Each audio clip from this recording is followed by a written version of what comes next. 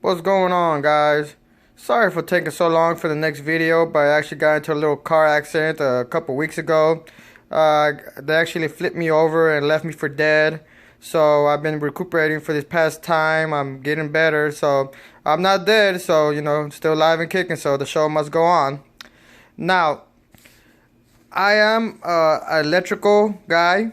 But before I did electrical, I did little bit of plumbing. As you can see in the previous videos that I think I told you, I did plumbing for like 6 months. Right now, I'm working as a supervisor for electrical and plumbing. Now we have our own plumbing guys doing mostly all the plumbing, but I go back to do little knickknacks here and there. If you can't have these plumbers come back every time you need them, because they charge like $150 an hour, $200 depending on which company or more. So I just go in there, do the little knickknacks that I can to save the company money. So the best thing that I could tell you is I would change my plumbing out to PEX. Just because it's been proven that it's better for your house and stuff like that in some occasions. Now, right now, earlier this year, we had a freeze here in Houston, Texas, and a lot of plumbing inside these houses. These pipes bursted. So we've been having a lot of work because of that. We've been changing a lot of PEX inside these houses. And here are the pros and cons in working with PEX and Sharkbites. Now, a lot of plumbers do not like Sharkbites. They say it's a band-aid, like it's just to fix the problem for a certain amount of time. Now, the problem is that people do not know how to apply it correctly. I personally, I do use Sharkbites. I wouldn't use it for a whole house. One, because it's a lot of money, and two, you really don't want to have all these Sharkbites behind an enclosed wall where you can't keep them in reach, because sometimes people might maneuver the pipes, things shift, and the thing with the Sharkbites, if it's not placed correctly, they could start leaning or start tilting to a side, and the water could spill out little bit by little bit. Now, the thing about Sharkbites is that they save you a lot of time and money. Now, you might say, oh, well, Sharkbites cost $10 every coupling and every little piece. That's true, but you will save yourself a lot more money on plumbers. Because like I said, a plumber will charge you $150 to $200 or more an hour for something you could have done yourself if done correctly and you do it right. Now, I'm going to show you the tools that I use at my job and what I use to make sure that everything's done correctly. Now, there are 3 different types of Pexes. There's PEX A, PEX B, and PEX C. Now, PEX B and PEX C are similar. There's nothing really different. Has the same characteristics, but I guess it's just made with different chemicals to attach them together. So we're just going to talk about PEX A and PEX B. Now, everybody says PEX A is the best out of all the Pexes. Why? Well, the thing with PEX A, you can twist it, you can kink it, and if it does get a kink in it, you can use a heat gun and it'll go right back to its original shape and form. Now, with PEX A, all you have to do is get an expanding tool. It's the little thing you put inside the pipe and it'll expand it to a bigger size, but with time, it's going to go back to the regular size. And which is perfect, because they say that this will last a lot longer. It's never going to be faulty if you do it right. Now, with PEX B, it's a little different. Now, we learned it from my business. Like I said, I was doing plumbing for like 6 months. I'm not going to tell you I'm the master of anything, but, I know the basics. Now, we had these guys running PEX B on these houses. Now, with PEX B, you're going to have to crimp it or something like that. There's a whole bunch of different ways you can attach it together, But with PEX B, you have to do a little bit more math, because the thing is, you're reducing the water that gets to the end fixture. Now, everything was going great, no problem, nothing like that. The thing is, on the last restroom that we changed out the PEX to, the water was coming at such a low rate. The thing is that by the time it got to the last fixture, by the time it got to the shower, it was very little flow going through, because every time they were crimping it, they were reducing the water flow. So with PEX B, you might have to upsize it. Instead of going with a 1/2 inch, because you came from a 1/2 inch copper pipe, you might use 3/4, because you got to upsize it for water flow. Now with PEX A, you really don't have that kind of problem. The PEX A is the same diameter from the inside out, and so it's going to be the same flow. Right here, you have a 1/2 inch PEX tubing, you have a 1/2 inch pipe, and over here you have a galvanized pipe with a Sharkbite connector and a valve. Now, why am I showing you this? Well, this is the PEX B, and you see as the PEX B, it doesn't really want to bend.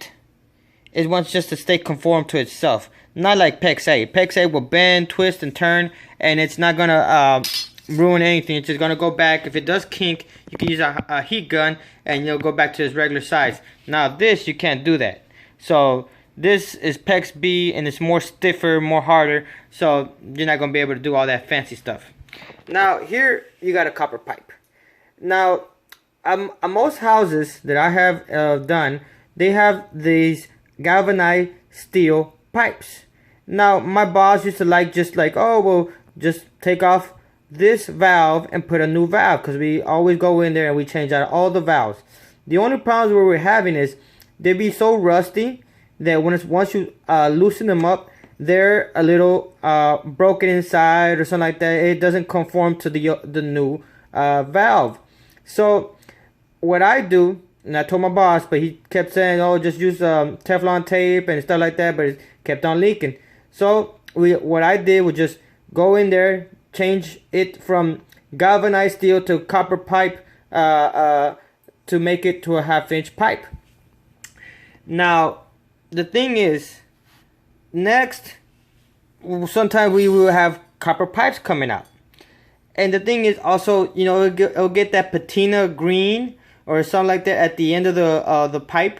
So what I'll do is cut it, and the valve will come off. But around this area where I just cut, it will have a green patina and a little rust marks or whatever. It depends, you know. It just depends on what kind of valve you have. So this is where you come into this.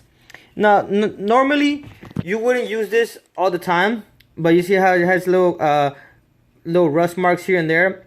I use this solely for copper pipe, because sometimes it'll have a green patina.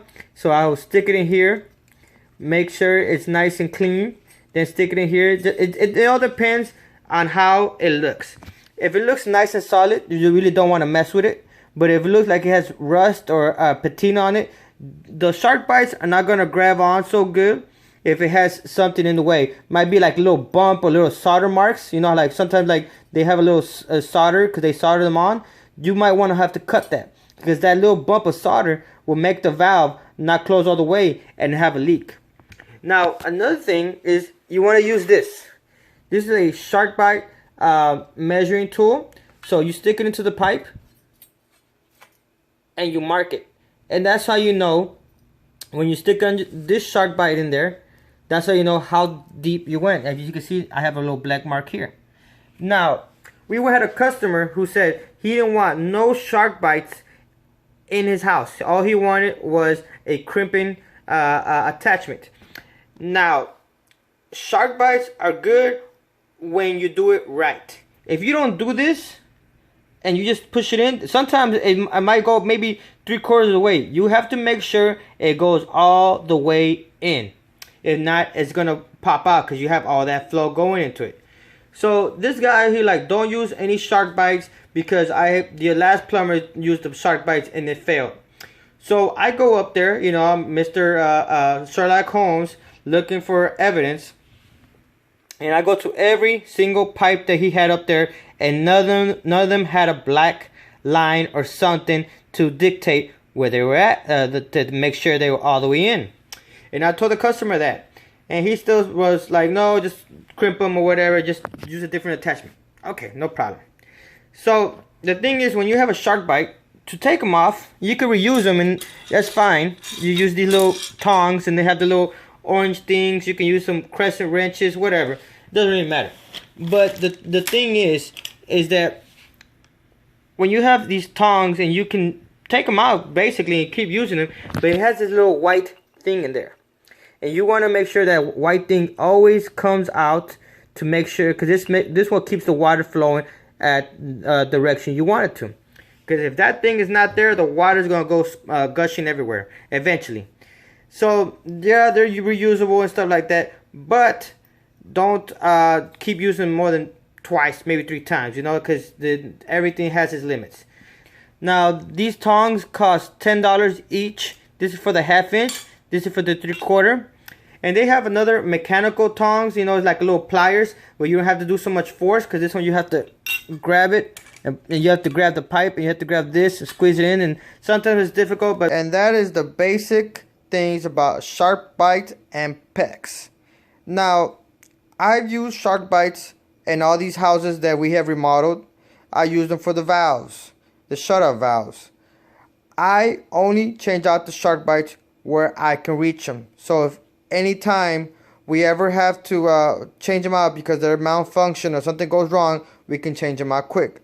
But from all the ones that I've changed out, I probably changed about 50 to 100. We never had a problem as long as it's done correctly, as long as it's not crooked, as long as you clean the pipe. If it was a little bit dirty or rusted or something like that, it will work just fine. The thing is with Sharkbite, it makes life a lot easier, because sometimes we go into these people's houses and they don't want us to tear up their walls, they don't want to tear up the vanity, they want us to tear up some type of wood or something like that behind the pipe. And of course, sometimes we have to cut the pipe, and it's gonna shorten down the pipe coming out the wall. And when that does it, we only have about 1/2 inch to 3/4 of pipe. So it's not very much that you can use, and you can start soldering and stuff like that. That's fine. But the thing is, you're working underneath a wood area, and you don't want to have a solder and a heat gun going around wood. So as long as you get the gist of things, you can start doing your own little plumbing, little basic stuff. Let's just say your valve malfunction to your toilet, to your sink or something like that. Hey, turn off your water, cut the pipe, and just slap on a Sharkbite. Of course, again, you gotta measure it, clean it if it needs to be clean, and it'll work just fine. Well guys, thank you for having patience. I know I haven't put a lot of videos out this year, but a lot of things have been going on in my life. We'll try to put up more videos, but I hope everybody has a great Merry Christmas and a Happy New Year.